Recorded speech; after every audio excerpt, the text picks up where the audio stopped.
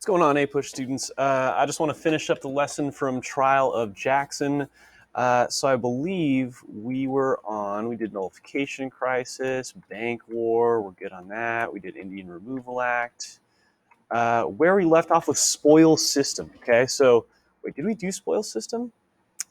I don't care. We'll do it anyway, okay? So spoil system. Once Jackson gets elected, he is going to appoint all his buddies to office, okay? So instead of electing people based on merit, which means based on their skills, he's going to choose them because they helped him out in his campaign, or maybe they got him more votes in a certain city, so things like that, okay? So he's appointing people because they're loyal to him, okay?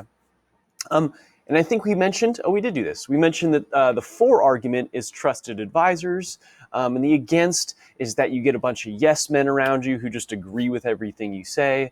And then the biggest one is they don't know how to run a government. So you're kind of screwed there, okay? So that is Spoils system. Outcome.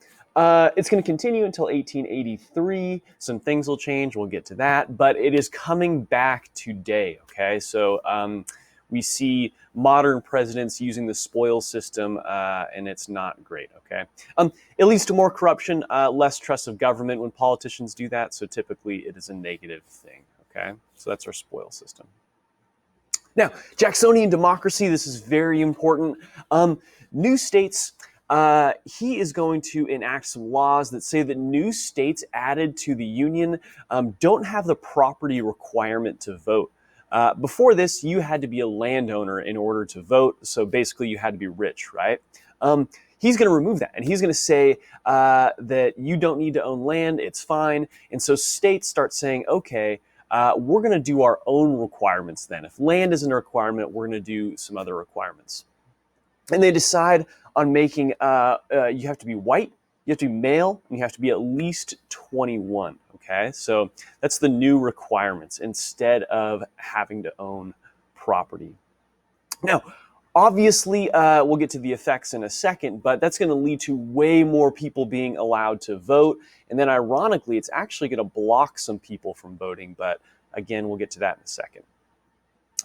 So many people vote, in fact, that Jackson's election here in 1828, the inauguration, which used to be like this very fancy event where like rich people showed up to the White House and they all, sip champagne.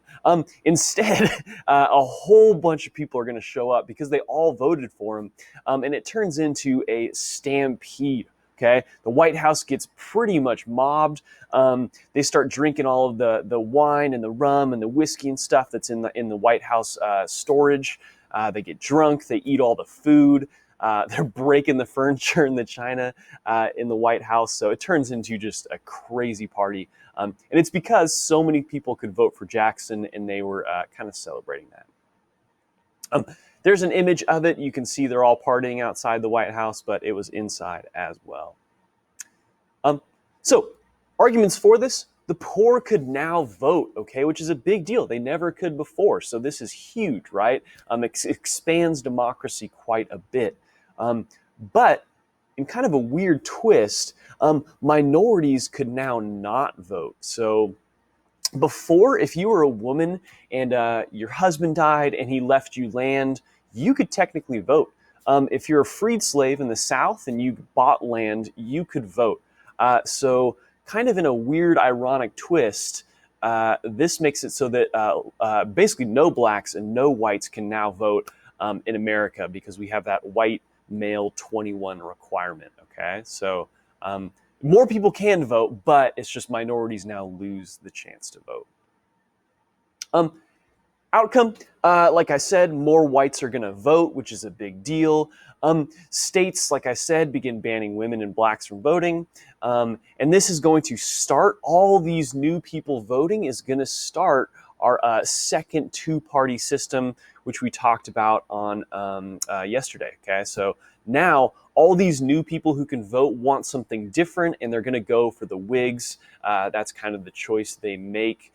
And so we see this new political party arise. And you can see they got a couple states here in the election of 1828. So it's kind of impressive. So there you go.